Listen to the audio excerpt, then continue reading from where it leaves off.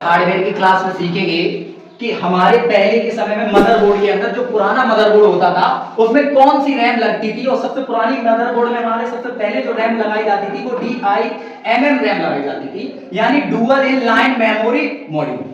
इसे आज हम प्रैक्टिकली देखेंगे कि मदरबोर्ड के कौन से स्लॉट में इसे लगाया जाता है और कैसे इंसर्ट किया जाता है, कैसे पता करेंगे ये कितनी जेबी की रैम है और ये कौन सा मॉड्यूल।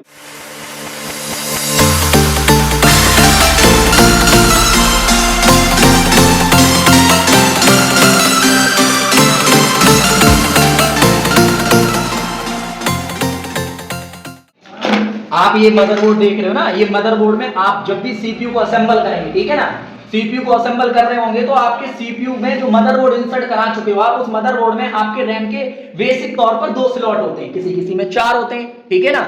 उसमें जो हम रैम को लगाते हैं, जैसे हम बात करेंगे इसमें रैम ये कौन सी है और कितने जीबी की है, तो हम यहाँ पर देख सकते हैं ये यहाँ पर लिखा होता है DDR रैम है। कौन सी?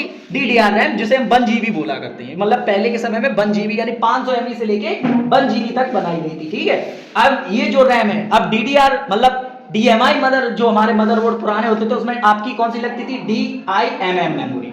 जो हमारी रैम होती है हम क्या बोलते हैं? डुअल, ठीक है ना, डुअल इन लाइन मेमोरी, ठीक है, हाँ मॉड्यूल। इसका काम क्या है? अब इसे डुअल क्यों बोला जाता है? इसमें एक खासियत ये होती थी कि इसके दोनों तरफ चिप लगी होती थी, जिसे जो मेमोरी का काम करती थी। आप देखोगे इसमें दोनों तरफ चिप लगी है, लेकिन आज के समय की जो मेमोरी है उसमें एक ही तरफ चिप लगी होंगी, इसीलिए इसे डुअल इन लाइन, यानी ये 2 लाइन में स्थित की गई है, यानी इसे जब असेंबल किया गया है वो 2 लाइन में बनाया गया है।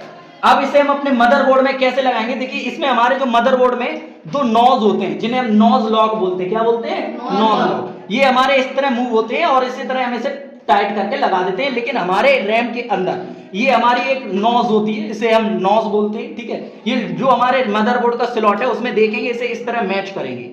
जैसे ये मैच हो जाएगी तो हम इसे अपने मदरबोर्ड के अंदर इस तरह पुश करके दबाएंगे। जब ये दबेगी तो हमारा ये जो लॉक है, ये जो देख रहे हो, ये बंद हो जाएंगे। आप इस तरह यहाँ पर देख सकते हो, यहाँ पर ये लॉक आपके बंद हो जाएंगे। तो ये तो था कि मतलब रैम को लगाने का तरीका। अब रैम को निकालते कैसे? रैम को निकालने के लिए हम अपने मदरबोर्ड के जो लॉक है उन्हें पुश करेंगे इस तरह, यानी अप डाउन कर देंगे, ठीक है।